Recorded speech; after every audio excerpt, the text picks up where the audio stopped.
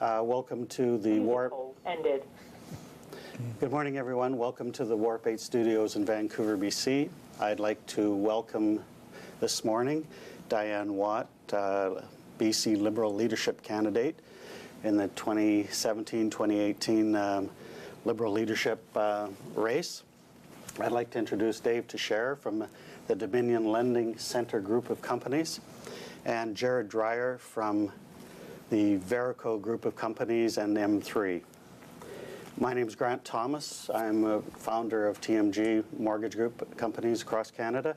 We're here to visit with Dianne and ask her questions about the Liberal leadership campaign going forward and the effects that we have for BC. A couple of things. You're either joining us today at the URL and website mortgageproscan.tv or the bcliberalleadership.tv. I hope everything's working well. We also have a phone-in number that people are monitoring this broadcast with on the phone.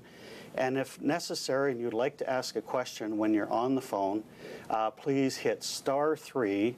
Your question will be transcribed and emailed to us so that we may pass that question on to Dianne. Now, we would like to, I'd like to take the time and ask or give Dianne's background for us. Dianne, you were born and raised in British Columbia. Yes. You grew up in Vancouver, went to high school in Kelowna, if I'm not mistaken. Yes, both high school in Vancouver and then graduated in Kelowna. Fantastic. I had in-laws that were teachers, both were teachers at KSS in Kelowna, so we all have connections. You've been in the political arena for some time, over 20 years, I'm understanding. Yes. You've had 3 terms as mayor in the city council in Surrey. You now were, or you have just resigned, I presume, as member of parliament for Surrey in Ottawa. And so you've had a lot of experience. You've led one of the best cities, one of the biggest cities in the country for a long period of time. And now you've decided that you have the time to help us as a province as a whole.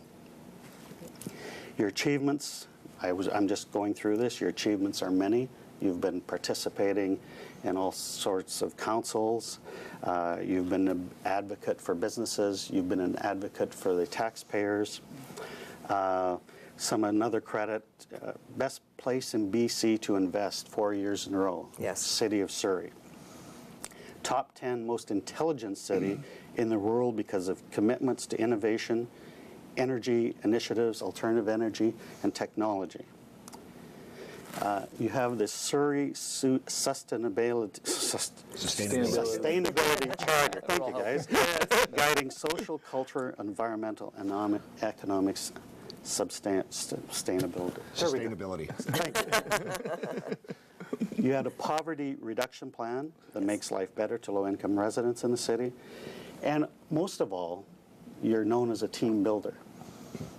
Now, would you like to expand on that, the team builder? Well, you know what? No one ever gets there by themselves. And I believe that it's really important to bring people together and deal with issues. And sometimes they're very contentious issues, and the groups are very diverse. And so we need to come together and find commonality to really hear from everybody and address those issues. And as well, when you have your team around the council table, you know, running a city, especially a fast-growing city like Surrey, we really needed to be cohesive as a team, and it was a very broad spectrum. We had everyone from the NDP all the way through to the Reform and everything in between. But you know, one of the things that we came together on is that we wanted to do the very best that we could do for community and to the residents that lived in our city. And so by doing that and coming together, those were the common goals that we really committed to. Cool. Very good. I'm going through the list of achievements, and I think I'm going to cut them short because we could be talking a long time about that. And I think we need to be probably more focused on the issues that we have here today. And we need to ask issues or speak about issues that affect both the real estate community at large, the mortgage brokerage industry that we're so involved in, and that we're working on a day-to-day basis. But also, we need to speak a little bit about our regulators. We need to speak about the stress tests that we're organized in. And I think I'd like to ask Dave if you could maybe ask Dianne a question and get this started, if you wouldn't mind. Yeah, you have a unique perspective because you've been at the municipal level, you've been at the federal level, and now you're vying for the provincial level. And as it pertains to our industry, funny enough, housing hits all three levels of government. There's no such thing as passing it necessarily to senior level or back down to a municipal. Right. About a year ago, we of course had some major changes in the mortgage rules. Then again this October, and then even over the last 2 years, with being more local in the province here, FICOM's had a whole impact on our industry. So I guess it's a long question. I'm trying to get to the short answer. Or the shorter question is, what is your, when you've seen all these changes in the housing world and in the mortgage world specifically, what are you going to do to help ease some of the pain, not only to the broker market, but also to Canadians and British Columbians when they're purchasing homes in our province? Well, you know what? I mean, we have an issue around affordability. And, you know, that can mean many things to many people right across the province. So, you know, it could be seniors' affordability. It could be young families' affordability. It could be social housing, co-op housing. There's many aspects to it. But what I would say, you know, to start with one aspect, and those are people that are trying to get into the market for the very first time.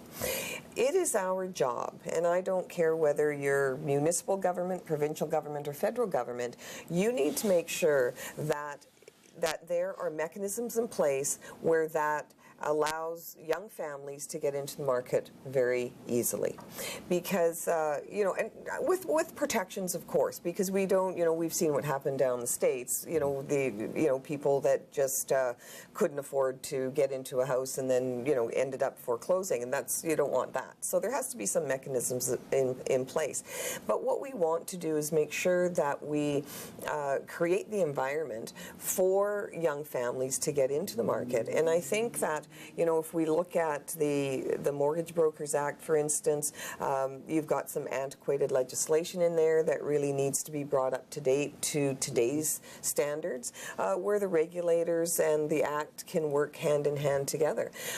You look at, you know, making it, you know, there's legislation that's come in place where it makes it more difficult for first-time home buyers to get into the market, and that's not the goal. Right. And so we have to go back to what is it that we're trying to accomplish, and are we accomplishing it in the right way?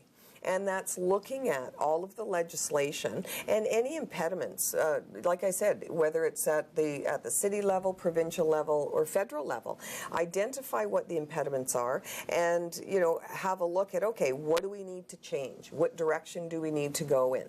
And, you know, I'll give you a very simple example. We're starting, you know, there was a number of projects that have been turned down, and I'll use my hometown of Surrey, because there's the lack of infrastructure, lack of schools, you know, that should go into a subdivision at the same time it's being built. So now the affordability factor is really significant, because now that project's not going to get built, and now you have a supply and demand issue, and then it falls back. It's a domino effect, and so then you've got people going, well, we're going to legislate, you know, faster building permits.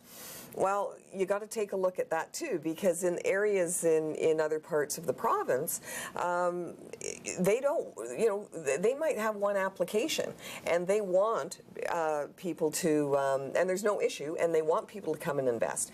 So there's a number of issues, and, you know, predominantly I think, you know, with Vancouver, because there's a lot of applications on the books. Mm-hmm. And instead of imposing legislation, let's look at ways where we can work together, and whether it's using consultants, plan checkers, you know, pulling people from other other communities that, maybe have a lesser workload and implementing that. But there's got to be a mechanism in place, because I'll tell you this, legislation alone is not going to fix the problem.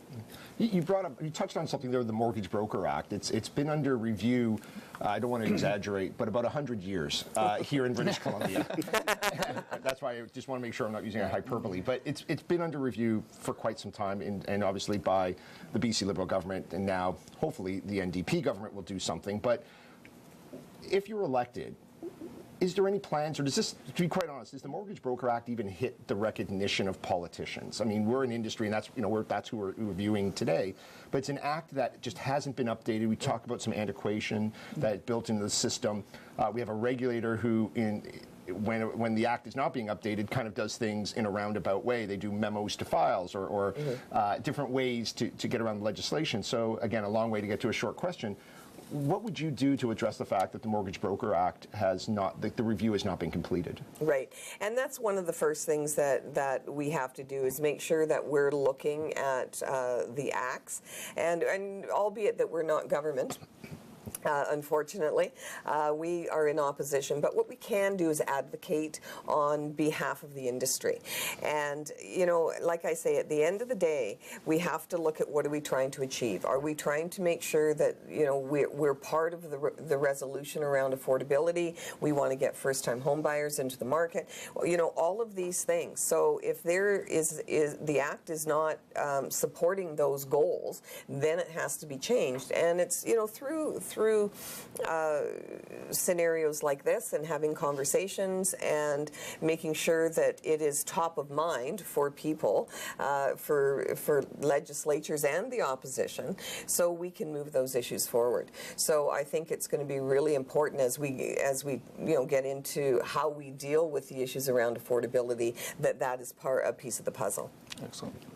I'm just going to put a reminder in here now that if you would like to ask a question of Dianne and you're on the teleconference, please hit *3 and your question will be transcribed and sent to us for her questions.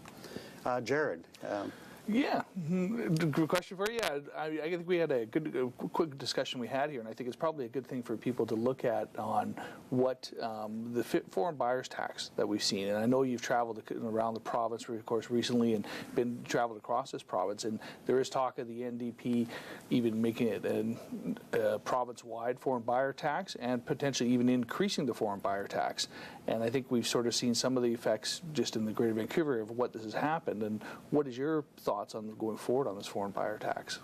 Well, you know what? And again, we have to look at what are we trying to achieve. Yeah.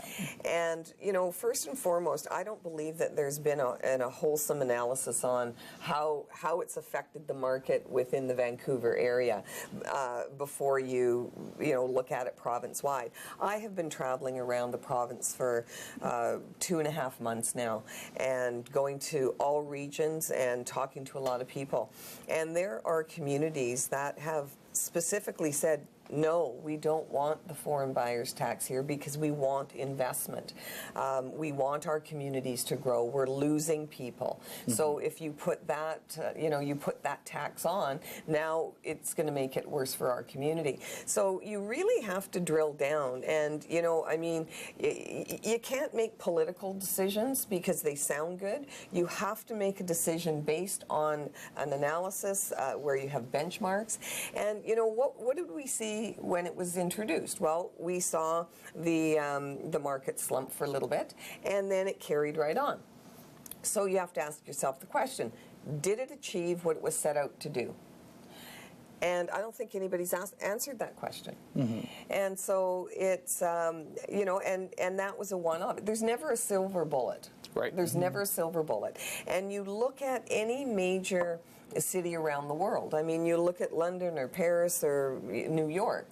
Within the downtown core, the housing is very expensive. Now, New York looked at a variety of different ways in terms of how do we address this. And one of their responses to that was to really increase the rental pool of condominiums and other forms of housing. Mm-hmm. And so instead of purchasing at, you know, a couple of $1 million a condo, you're looking at more rental stock. And so, you know, you've all of those things you have to look at, and you look at Vancouver in comparison. There's virtually, you know, the rental stock is so low, so the rates are really high.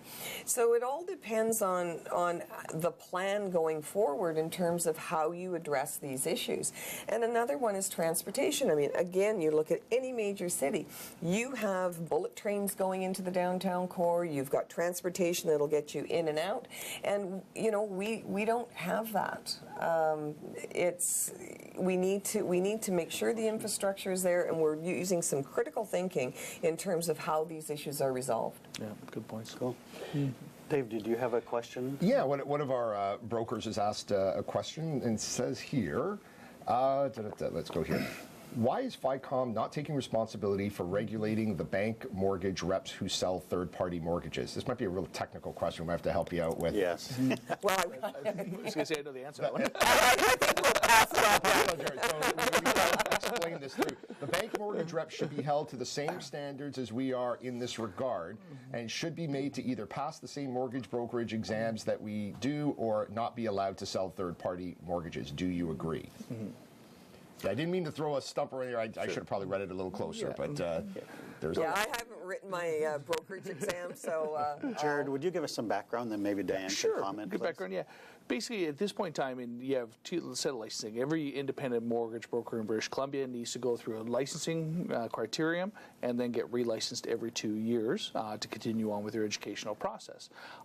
Bank reps that work directly, say for RBC, RTD as an example, they're actually, to answer that first question, they're actually deemed bank employees, and any bank employees are actually regulated under OSFI. They're not regulated provincially, so there's no way any FICOM could do anything if even they wanted to, because it's a federally regulated. That's a completely different regulation. So the question to that, unfortunately, is that it's OSFI that you have to work with, not the provincial regulator on that part.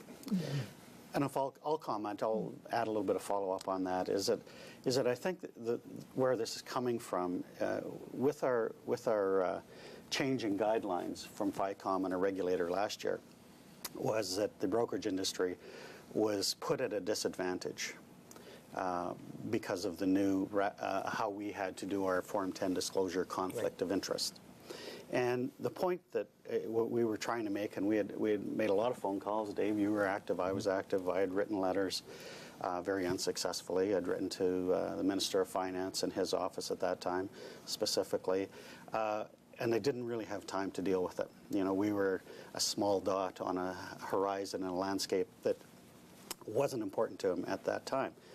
But the problem and the side effect of all of that is, just because it became uncompetitive for us in our industry compared to credit union employees, bank employees, life insurance companies, anybody that offers mortgages, we were put at a distinct disadvantage.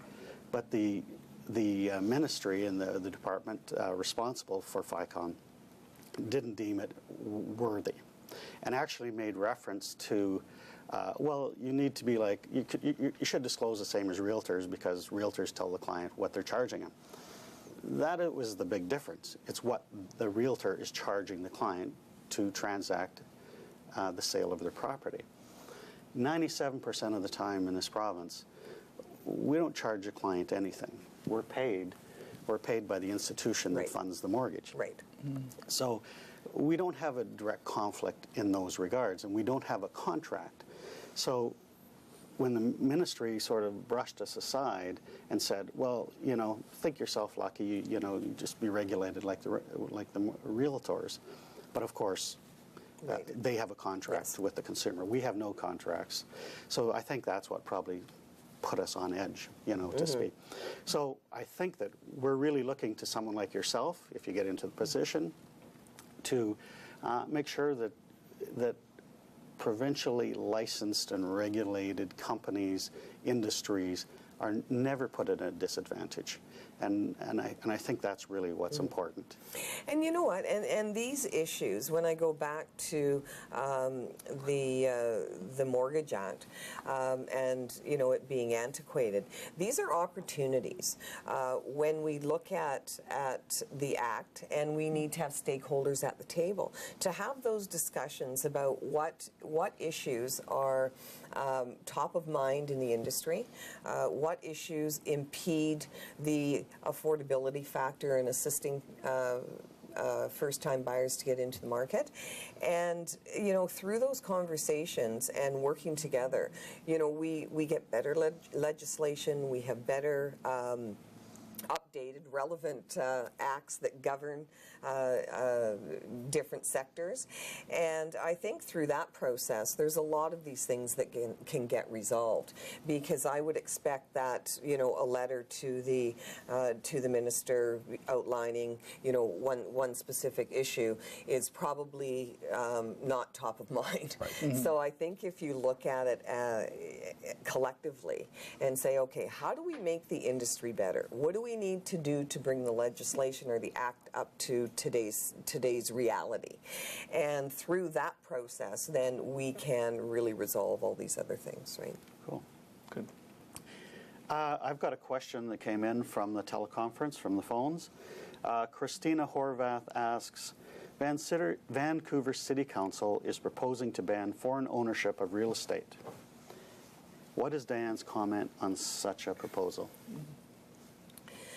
Well, again, it's not a one-off, and I know Vancouver just put out their whole housing affordability program over the next 10 years that, spoke to densification, that spoke to, different types of housing stock, that looked at, different areas of single-family housing where you're going to put multifamily housing, and that strategy unto itself is going to be in some areas very contentious, and because we've seen in Vancouver, in different areas in Vancouver, that people do not want density. Mm-hmm. And you've got to take a step back, and you have to look at, okay, where are the transportation corridors, because we know that we need to densify around transportation corridors, multifamily residential, all of those things. As you get further out, then you can look at sort of a bit of a low rise, you can look at duplexes. Further out, you can look at single-family dwellings. So, in the context of the whole Vancouver plan, you really have to look at what are the goals and objectives, what is your outcome. And so I think that looking, and I went back to this earlier, it is not just one-off. We have to look at and do some hard analysis and some benchmarks. Okay, when the foreign buyers tax went in, what occurred? What was the impact? How long did it take for the market to settle down? Has it worked? Right? Are foreign buyers continuing to buy? So that matrix has not been developed right now. So I think that doing that analysis really needs to occur. Great. Jared, in our world today, a new word that we're using all the time is related to stress. Mm-hmm. And not stress within the workplace, but just stress. And the other word that goes with stress is test. Mm-hmm. Now, maybe could you give us a little background of the new change and maybe let Dianne comment on that? For sure, I can do that. I was just talking about that actually recently about that. And of course, as of January 1st, 2018, there's going to be a new stress test. There's already existing one in effect for if you had put less down than 20% down payment. You'd have to qualify at the Bank of Canada qualifying rate, which is currently 4.99%.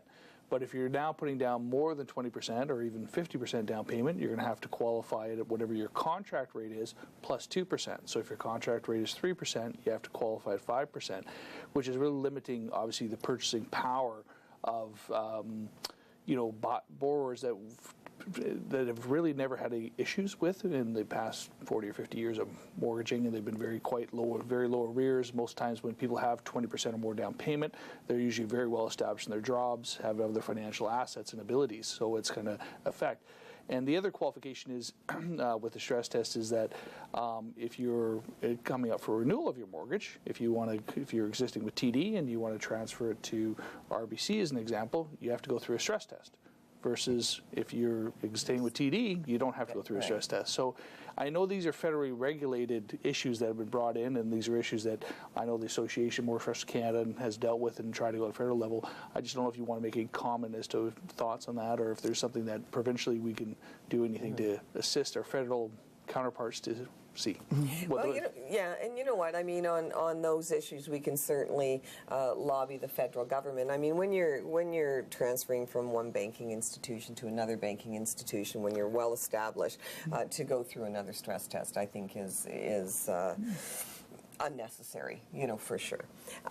And again, we go back to what are the goals that we're trying to achieve, and it's all around affordability. It's all around making sure that people can get into the market, and so there has to be reasonable regulations in terms of the benchmark of what that looks like for first-time buyers to get in. So the stress test, I think, needs to be there for sure. You don't want people overextended, but within that context, I mean, if it's well established, you've got the contract in place, I don't know that it's necessary to qualify for, a higher percentage. I just don't, see the rationale in that.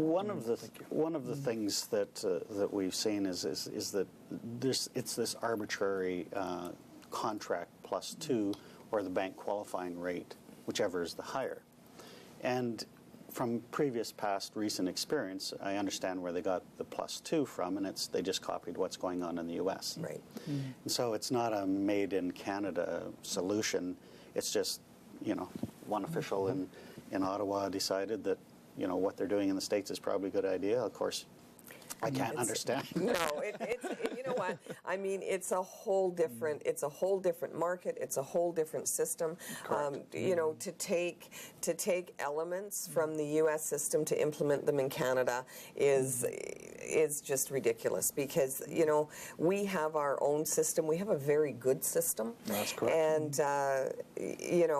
And we have to look at rules and regulations within the context of Canada. We saw the market, well, I mean, we all know, sitting around this table, what happened in the United States, all the foreclosures, like all of that. That did not happen in Canada because we have a good system in place. So extrapolating things from the U.S. System and implementing it here, I think we have to take a long, hard look at why we're even doing that. And just to remind everyone watching, if you're on the phone, or watching or on the phone, dial or hit *3 to submit a question to us. Or somewhere on your screen, if you're watching this, there's instructions there on how to submit questions. And a question to have for you is, in our industry, we've often felt like we are at the children's table when it comes to government interacting with us or speaking with us. So consultation has been a word that we're accustomed to, but it seems that various levels of government don't even consider the mortgage broker network, even though we do arguably between 35 and 40% of all mortgages in Canada. So the question would really be, what would Dianne Watts, first as, of course, opposition leader, then, of course, the leader of the province, what would you do to ensure that mortgage brokers have a seat at the table when it comes to financial or real estate or mortgage matters, FICOM matters here in the province? Well, you know what? I mean, you are all part of that same family and the same, stakeholders. And if you're going to make changes to the industry, if you're going to implement new rules and regulations, you have to have a seat at the table, because you're representing a good majority of the families and people that are actually getting into the market and purchasing homes. And so, for me, it's very important to have that voice, because if you only have a select few at the table influencing, the direction of anything, you need to make sure that you have a very diverse group of people, because in that context, you can hear, many different issues from many different angles. And, we as legislators and elected officials, at least I'll speak for myself. I can't speak for others. What I like to do is have a wide variety of people around the table on any one given issue or any one given sector. And get all of the information. At the end of the day, you're going to take that information away and you will flush it out and you will come up with the appropriate regulations or the appropriate changes and deal with the issues. But if you're vacant from that conversation, then you can't address the issues that you have brought up today. And so therefore, the industry as a whole loses, and your voice is not heard. So I don't think that's a benefit or an advantage to anyone. It seems as well with consultation, FICOM's approach seems to be, here it is, what do you think? Right. As opposed to that true consultation. So how do we do it together? How do we do it together? And you're certainly seeing with your civic engagement in the past, being the mayor of Surrey and so on, you would certainly be willing to have us at the table, or have the industry, I should say, at the table. Absolutely, absolutely. And community engagement is very important, and I think that sometimes it gets missed, and we are not better off when proper consultation doesn't take place. Yeah. That's for sure. It's true, because at the end of the day, we want to make sure that we have the very best regulations in place, that we have the very best legislation in place, and we can only do that when we engage the general public and the industry. I think we all agree on that. So Absolutely, absolutely. Yeah, well said. Question from the broadcast from Brenda Upton. Thoughts about property transfer tax today and how we compare to other provinces which have much lower fees. And I can't speak to across the country what it is, but I do know that when property purchase tax was brought in, it had a real value. It had a value for the province. It's become a windfall industry for the government revenues and their general revenue account. Now, how do you have a reaction? I'm sure you've dealt with this, from the municipal perspective in the past. What are you thinking now? Well, I mean, people are never happy to pay the property transfer tax in any way, shape, or form.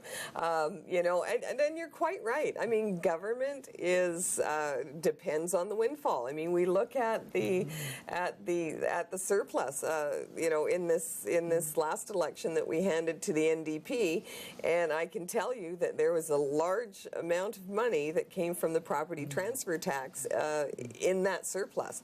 So, and again, it's, you go back and you look at, okay, what is it that we're trying to do here? How is that helping or impeding the industry? Does it impact the consumer? These are all affordability issues. So, when I come back to, if we're going to deal with the issues around affordability, we have to deal with all of the issues. And, government may not like that, but you gotta shine a light on it and say, okay, is this fair and equitable? Does this help affordability? Does this help, the industry? All of those things. And, I'm pretty sure that the majority of people in government don't want to have a look at it because it is a windfall. Yeah. But I think we need to. Right. It's just a side comment on the affordability issue, and having been in Vancouver for many years now, Vancouver City is probably the most expensive place to actually create a dwelling unit. Yeah. Compared to when I was building many, many years ago, it's 100-fold. The costs are 100-fold. It now takes a couple years to get a permit, whether it's for a single-family home or a larger project. It's become, it doesn't make sense in real terms anymore. And you touched a little bit earlier upon, ways to possibly expedite things like that, so we could get out of this jam that our young folks are in, and even some of our people that would still like to retire and stay in the city. Any other thoughts with respect to what those cities could grab, or what they could change, or where they could even take more responsibility? Well, you know what? I got to say, it was quite interesting, because as the former mayor of Surrey, and you know how fast growing that city has been over a decade or so, we actually were happy because there was a lot of influx from people coming out of Vancouver that wanted to do business in Surrey because we streamlined, cut red tape. We're open for business. I would suggest that, you know, in speaking about Vancouver in particularly,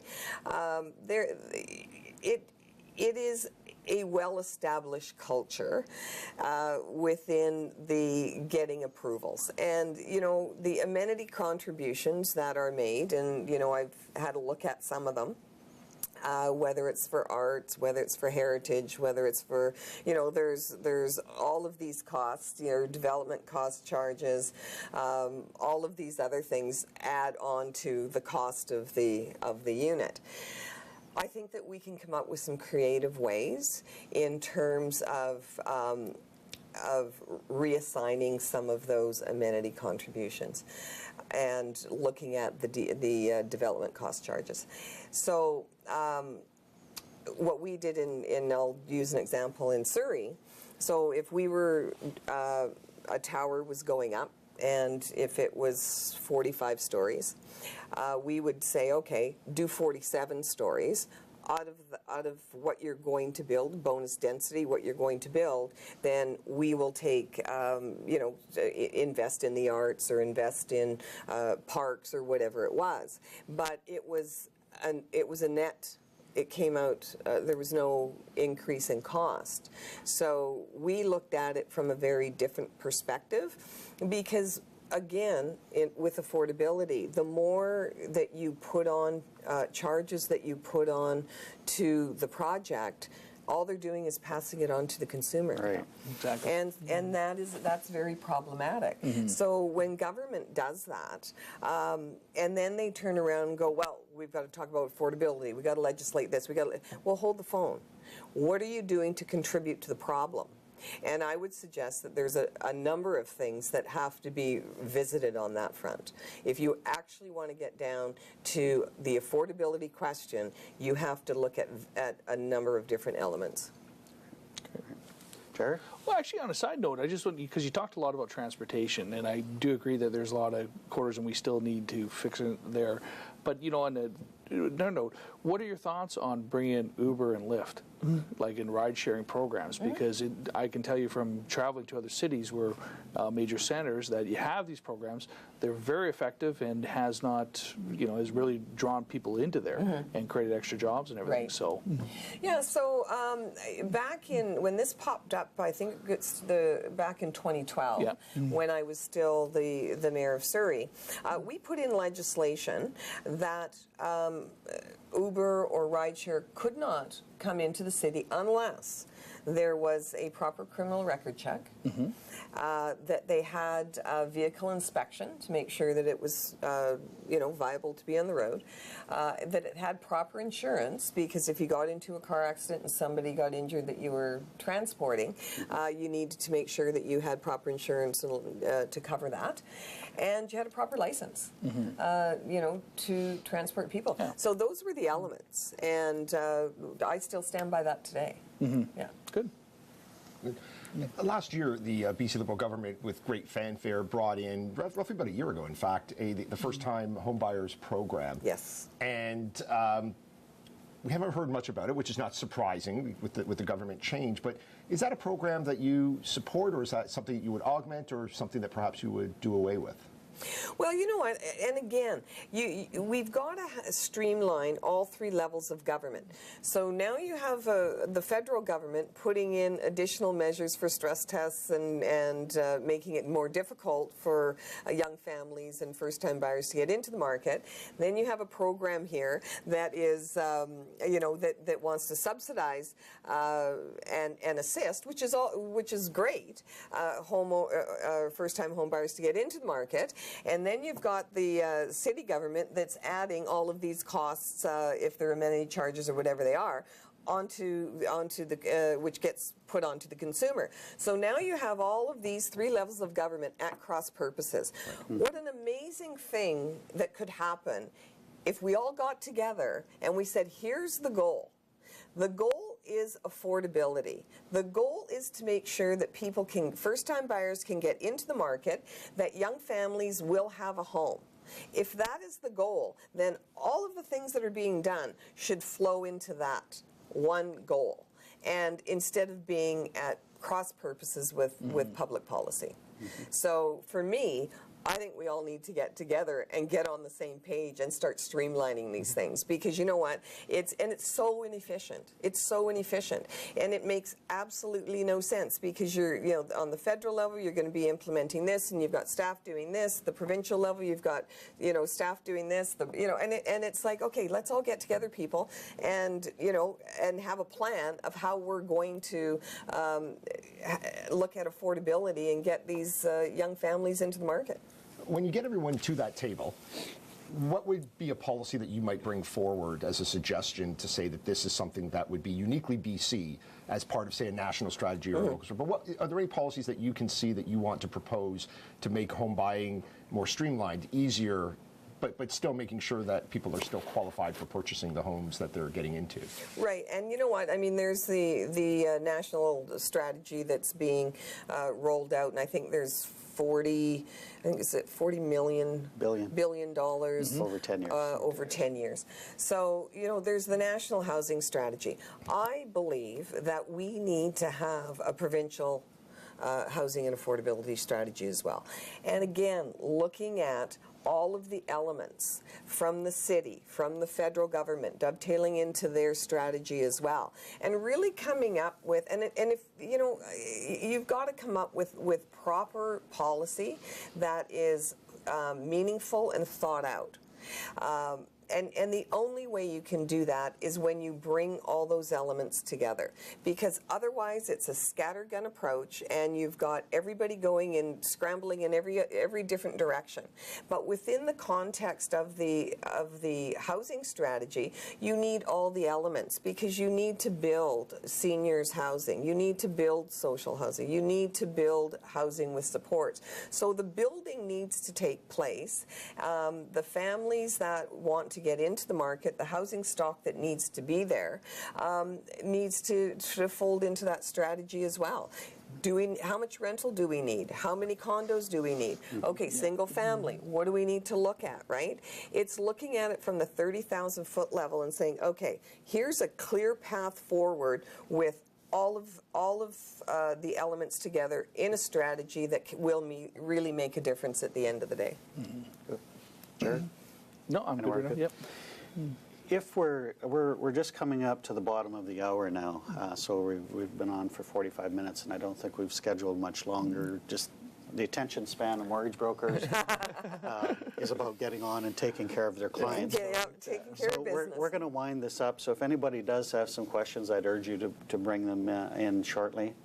But I think I wanted to ask a question with this regard, is that there was some news a few weeks ago, I believe, just before I left town, that the provincial real estate industry is bigger than the Alberta oil patch, or bigger oil industry. And with that, I'm assuming that there's some relevance to revenues for the Alberta government and the BC government. So that didn't last very long, because what's the touch point is really affordability, it's housing, it's that type of thing, and it's our industry, and we're talking about those things this morning. From your perspective, and thinking about leading the party going forward, and hopefully leading the government, and after the next election, what's number two? It may be number one in your mind, but what's number two and number three after what we've been discussing this morning? What are those other things in this province that are really important, and you see that need attention right away? Right. And you know what, I mean, and we've talked at great length around affordability, so I'll put that to the side. But you know what, one of the issues, and it doesn't matter what community that I go to throughout the province, is around mental health and addictions, and what we're doing or not doing. And in my estimation, we really need to move forward with treatment facilities. one of the things that we did in Surrey is we had a mental health and addictions precinct, and where we had detox, we had a sobering center, we had it was right across the hospital. We had housing, we had second stage housing, and emergency housing, and it's very interesting because it all flows back to the housing aspect, right?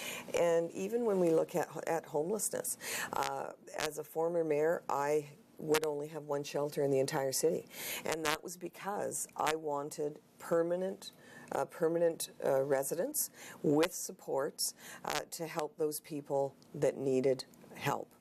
I was just in Kelowna and talking to the mayor, and he said the same thing. He said, what we really need here is we need supportive housing. I was over on the island. We really need seniors housing. So that all flows into dealing with people that are less fortunate than ourselves, the mental health and addictions, families, seniors, all of those things, and it really comes around, with housing and support. And that is top of mind for me, and as well as education. Education is really and how kids are educated and how they can really be given the best opportunity to succeed throughout their life, whether they go into graduate and go into post-secondary or the trades or whatever. So those are some key pieces for me. Right.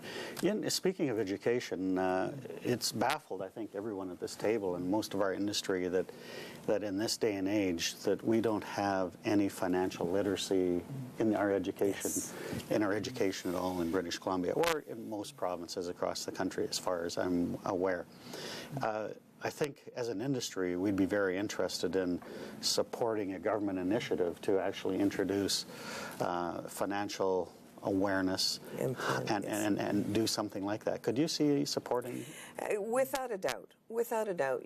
That, because it's so important. And you've got, and I think, parents will do, some of that in terms of, well, you got to save and here's your bank account. But, I mean, to actually understand financial planning, to look at, okay, how do we plan for the future? Really, young adults really need to be educated. And, I was, and I would tell you, especially young women. And I find it astonishing when I talk to, and I have 2 daughters, when I talk to some of their friends, and they have no idea in terms of financial planning or how they're going to prepare for the future. And I think that it's really key, because financial independence for any person is something that we have to make sure that that's part of their DNA and part of their tools in their toolbox. Right. Well said. Right, exactly. I thought I'd give you a little opportunity to encourage people, or at least point them in your direction, with a little over 2 months to go until Election Day. If someone wants to get more information or perhaps support your bid to become the leader of the BC Liberals, how can the millions of people watching get in touch with you to get more information or to assist?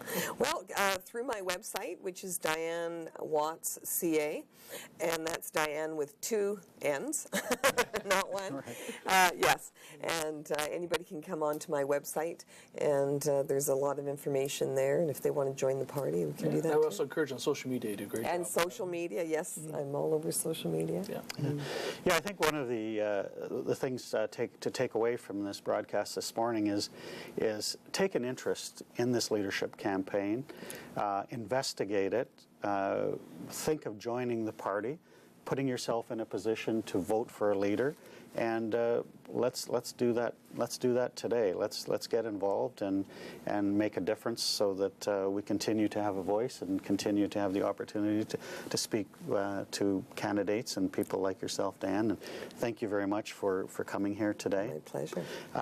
Gentlemen, if we have any other questions, or Jared, just thank you very much for the opportunity. My pleasure. We really appreciate it. Thank you. Well, thank you everyone for attending and tuning in, and I think that's all we have for today. Great. Thank you. Dianne, thank you very much. My We pleasure. really appreciate it. My pleasure. Thank Thank you. you, Dan. Bye-bye. Thank you. The Access Live